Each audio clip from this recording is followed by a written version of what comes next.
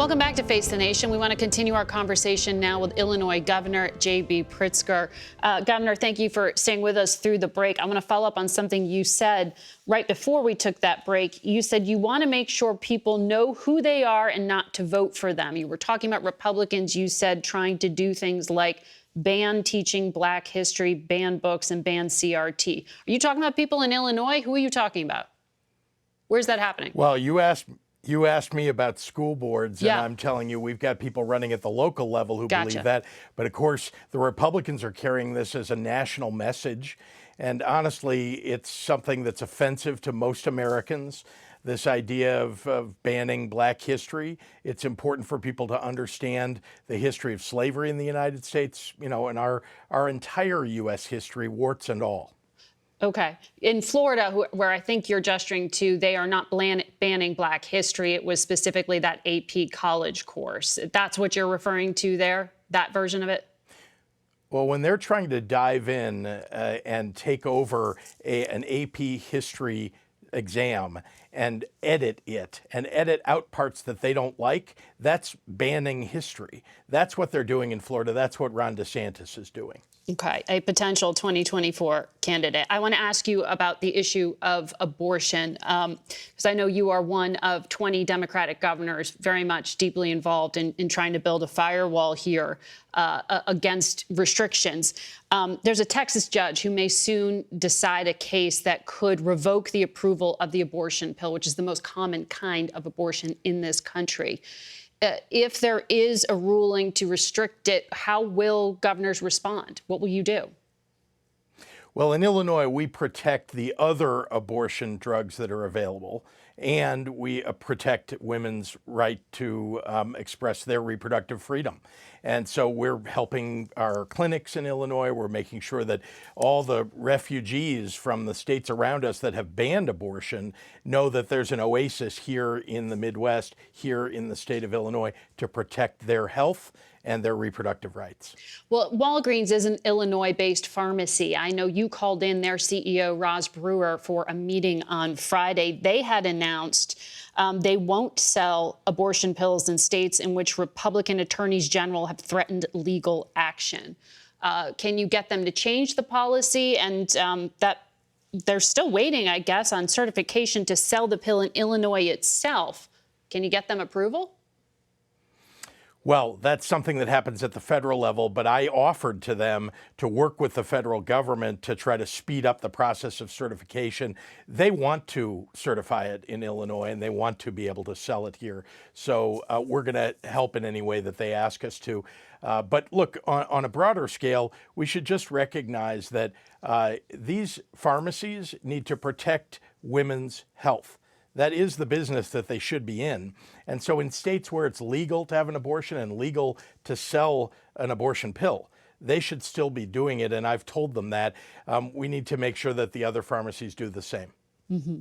Well, we'll be following that. I want to ask you as well about crime as an issue for Democrats. In the city of Chicago, the mayor, Lori Lightfoot, just failed to make the runoff in the Democratic primary. She was challenged by a former school CEO backed by a police union and the Cook County commissioner who was endorsed by the Chicago Teachers Union. So I'm wondering what the takeaway message is here for Democrats. Is it don't take on the teachers unions, as she did, or is it to focus more on violent crime? Well, it was a messy primary. There's no doubt about it. 9 candidates. Nobody got 50% or anywhere near 50%. So we have a runoff coming up. I think that these two candidates have to make sure that their messages are clear, what they're going to do to protect health care, what they're going to do to address crime. Frankly, they have not been specific on a lot of these issues, and I'm asking them to be. Governor, thank you very much for your time today. Thanks, Margaret. We turn now to Ohio Congressman Brad Wenstrup, who chairs the Select Subcommittee on the Coronavirus Pandemic. Doctor, welcome to the program. Thank you. There are 18 different intelligence agencies in this country, no consensus on COVID's origins, 2 intel agencies undecided, 4 say it was natural transmission. And then last week we learned that the Energy Department has joined the FBI in saying the virus likely spread through a mishap at a Chinese lab. Is all of the evidence circumstantial? Have you seen the intelligence? I've seen quite a bit of intelligence, as you might imagine, sitting on the Intelligence Committee. We haven't seen all that we want to see necessarily, and some of it is very classified that I have seen. And so we have to continue driving forward and getting questions answered, because the more we find, the more questions that we may have. So you do have a variety of opinions, and really what we are trying to do is to follow the breadcrumbs, if you will, look at the forensics of what took place. Obviously, this is one of the more serious things that has ever happened to mankind. And so it is important to find the origins of COVID. Do you expect the FBI and the Energy Department to testify to your committee? There may come a time for that. I would hope that they do it willingly. So if this was indeed the result of a lab leak, what is Congress doing to prevent this from ever happening again? I'm hoping at the end of the day with the subcommittee that we have a bipartisan product that can really help us with our readiness going into the future. I keep using a variety of terms that we want to be able to predict a pandemic. We want to prepare for a pandemic. We want to protect ourselves from a pandemic and hopefully prevent a pandemic. And that should be our goal. And we're going to have to work with a lot of scientists and specialists to be able to do that. But we have to get to the truth of what actually happened in this pandemic. Well, in terms of the specifics, I know the White House is said to be considering recommendations from the National Science Advisory Board for Biosecurity to put oversight on gain-of-function experiments. Those are the things that, I guess, genetically alter a virus to enhance its functions and maybe make it more deadly. This was allegedly what was happening at this lab in Wuhan. Would you want this kind of regulation? And does that come from the White House or does that come from Congress? Well, it may be a combination of both at the end of the day, and I think it is important that we do that. Look, if we were taking taxpayer dollars to fund research, not only in the United States, but in China, concerning this type of methodology, the creation of a chimera, or it's called gain-of-function research, where you can take two viruses and put them into one. I don't see a whole lot of commercial use for that necessarily, so it's something that if it's going to take place, it certainly should have oversight, or should have had oversight. In 2015, Ralph Barrick in North Carolina, along with Dr. Zhengli Shi in China, published their article about the ability to create these chimeras, and they did that. So we know that this technology exists. My real question is, why are we doing this with an adversary like China? And we have to look into what the reasoning was for that and what actually took place, where the money went, and why did it go there. Well, I know that there has been a lot of focus on Dr. Fauci, who has since retired from NIH. And I wonder if you think that is misplaced to personalize the scrutiny so much when the intelligence agencies are also divided. I mean, can you reasonably probe this question in a bipartisan way without villainizing people? Well, I think that's the goal. I mean, I just want to get to facts. And when I was asked to chair this select subcommittee, one of the first things I did was call Dr. Raul Ruiz, Democrat from California, emergency physician. As physicians, we have worked on many bills together, and we get along very well. We may disagree on a lot of other policies, but we work very well together, especially when it comes to health. I think a lot of people would welcome just sticking to the facts, which is why I want to ask you about the membership on your committee, because you have Marjorie Taylor Greene on it. She shared misleading information about deaths and COVID vaccines. She compared vaccines to Nazis forcing Jews to wear gold stars. Dr. Ronnie Jackson, who said masks never worked. He called the Omicron variant the midterm election variant. How do people take your committee work seriously with members like this on it? Well, I think we have a lot of serious members that, on both sides of the aisle, that are just after the truth. I think that they come from a variety of backgrounds. Look, there were things that were said, hey, this is a conspiracy theory. Stop this conspiracy theory that it may have come from the lab. Well, now you have agencies that are coming forward and saying that we do think it came from the lab. Look, we have to conduct ourselves in a way that is professional, and I hope that we will. I can't control everybody, and that goes on both sides of the aisle. Dr. Ruiz can't either. But at the same time, what I'm seeing from from all the members is that they have backgrounds of severe interest, significant interest. They either owned a business, they're healthcare providers, they're concerned about the adverse events that may come from the vaccine. These are legitimate things for Americans to be concerned about. And through this process, I think we took doctors out of the equation all too often and left it up to non-physicians to tell America how to treat themselves. You're from Ohio, so I want to make sure I ask you about what was a second train derailment from Norfolk Southern in your state yesterday on top of this toxic one. President Biden has praised some of the bipartisan legislation in the Senate that would up railway safety. Do you see a need for this kind of legislation right now? Well, certainly in any after-action review or review of something that happened, if we see that there's some gaps in our safety, then we should take a look at that. Let's not put things out there that aren't necessarily facts and say that there was a safety issue if it wasn't, but at the same time, you do want to address these issues. Look, we're always trying to do better. I hope that we can. And the other thing that I would like to see come out of all this, especially with the one where there was such a chemical toxic reaction and with the fires that were started from the derailment, is do we have a standard operating procedure of how we manage a community, what our reaction is from the government, what are we looking for, how do we protect our people? Let's make sure that we have a good standard operating procedure. So although these instances are rare, according to the numbers, we have to be prepared for that 0.1% or whatever the case may be. All right, Dr. Wenstrup, we'll be watching the hearing this week. Thanks for your time. We'll be right back. And we are back now with former FDA Commissioner and Pfizer board member, Dr. Scott Gottlieb. Good morning. Welcome back. Good to see you. Good morning. And Dr. Gottlieb, I wanted you to sort of give us some context here, because I know you've said in the past on this program that we will likely never know the origin of COVID-19 short of finding the exact animal that carried the virus or a smoking gun proving that it accidentally leaked out of the lab. You said both theories were plausible. Has anything changed that makes you more certain now? Well, look, I think that there's enough information in the public domain to create a presumption that this could have come out of a lab, maybe a strong presumption.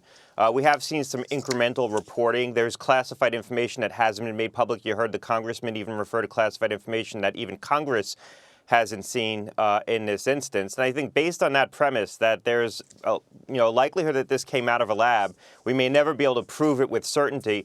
We should start behaving like it did come out of a lab and start taking the steps to make sure that that couldn't happen again. There's a lot of things that happened around the labs in China, particularly the WIV in Wuhan, the Wuhan Institute of Virology, that created sloppy conditions. They were doing high-risk research in low-level, low-security labs.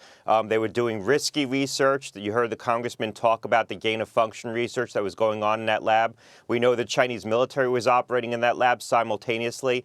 So we need to look at all those things. I would be focusing on the activities in and around that lab and deriving from that what steps we need to take going forward to make sure that we get better security around high-risk research so that if this did come out of a lab, it's not going to happen again. And we've talked on this program to Matt Pottinger, who served in the Trump administration, who said intelligence needs to be a more robust part of pandemic protection. And I know you agree with that. There was a piece in the New York Times by David Wallace Wells, an opinion piece called "We've Been Talking About the Lab Leak Theory All Wrong." And the argument is that lean into the lab theory and just look at how to prevent lab leaks. He's calling for things like a national registration on research based on risks and benefits, new safety standards, global governance to go with this as well. Why doesn't that exist, and why isn't that being created? Yeah, I think it should be. I mean, we're 3 years into this. There is some recommendations that are on the president's desk. I think we need to start getting serious and looking at what steps need to be put into place. We're still stuck on the debate about whether it was or wasn't a lab leak. I don't think we're going to prove that. I think we should work on the assumption that there's a probability that it was a lab leak and start putting in place the kinds of protections that we need. The congressman talked about gain-of-function research. He made the point that there isn't a real commercial prerogative for doing that kind of research. I agree with him. We ought to look at whether we outlaw that kind of research and certainly if it's going to take place, conduct it in BSL-4 labs, high security labs under very strict conditions where we know what's going on, and don't outsource it to labs in China. Sometimes the highest risk experiments get outsourced to the worst labs around the world because they're the ones willing to do those experiments. And so if we're going to do high-risk research because we think it's important from a national security standpoint, and that's the only context in which this would make sense, there really isn't a commercial context in which this would make sense, we need to get better control over it. And to Matt Pottinger's point, we need to get the intelligence agencies engaged in this as a part of their national security mission and look at public health preparedness through a national security lens. I think we're doing that now, but we need to be very explicit about that. And that does mean also surveillance around some of the high-risk activities that can create these kinds of risks. So, but that's the White House and that's the intelligence agencies rather than a congressional mandate. Look, Congress certainly has a role here. I think that Congress could start coming up with a list of recommendations to the administration. The administration has recommendations from independent bodies. Ultimately, this is going to be federal rules that get imposed on research that gets funded by the federal government, as well as what we try to do through international conventions, working with the WHO and the World Health Assembly to try to get international agreements in place on what countries aren't going to be willing to do. Now, you can't prevent rogue regimes from doing this kind of research. That's where the intelligence agencies come in to do monitoring to see if rogue regimes are doing high-risk research that could create conditions for a lab leak either inadvertently or deliberately. Mm-hmm. And the Biden administration has called on China to release more information, and they have not delivered it. Dr. Fauci talked about that in November on this program. I also want to ask you about what we just learned about President Biden's health. He had this skin cancer diagnosis, a basal cell carcinoma lesion removed. Given his age, is there any reason to worry more about it? There's no reason to be concerned about this particular lesion. This is a slow-growing cancer, usually confined to the surface of the skin that can be completely excised with a small surgical procedure. It sounds like the president had this fully removed. It shouldn't recur. It typically doesn't spread. These kinds of lesions typically occur in regions of the body that are exposed to sun. It is related to exposure to UV light. So typically you see it on the neck or the face. Just for awareness, it's not like a melanoma where it appears as a very dark, irregular lesion. Typically it will appear as sort of a clear and waxy kind of lesion, maybe scaly. So it has a different kind of appearance. But the president should be fully cured of this through a small surgical procedure to remove it. Dr. Gottlieb, always good to talk to you. We'll be right back with a look at the anniversary of a major milestone in the civil rights movement. President Biden will travel to Selma, Alabama later today to commemorate the 58th anniversary of Bloody Sunday, a landmark event for the civil rights movement and for the late Congressman John Lewis. In 2015, our Bob Schieffer visited Selma with John Lewis and crossed the legendary Edmund Pettus Bridge. This week marks 50 years since the shooting of Jimmy Lee Jackson, whose death at the hands of a highway patrolman at a peaceful protest inspired one of the iconic events of the civil rights movement, the Selma, Alabama March. Movement leaders had chosen Selma as the place to dramatize the demand for the right to vote. After Jackson's death, a 54-mile march from Selma to Montgomery was planned. Fiery young activist John Lewis was one of the leaders. We are marching to our state capital to dramatize to our nation and to the world our determination to win first-class citizenship. But the march was not to be. The protesters ran into trouble soon after they started as they tried to cross the Edmund Pettus Bridge. I had never been to Selma, but with the anniversary of that march looming, I went there yesterday and walked across that bridge with now Congressman John Lewis and asked him what was going through his mind on that fateful day. We were marching in twos in an orderly, peaceful, nonviolent fashion on our way to Montgomery to dramatize to the nation that people wanted to register to vote. I really thought we would be arrested and jailed that day. When did you realize, when you got to the high point here, that's when you saw all of the law enforcement people down there? We saw down below the state troopers, and behind the state troopers was the sheriff posse on horseback. You have to disperse. And we got to the the bottom of the bridge. See that they turn around and disperse. And they came toward us, beating us with nightsticks, using tear gas and trampling us with horses. You were right in the front, and I was in the very front.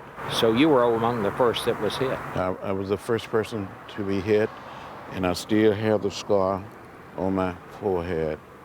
And I was knocked down.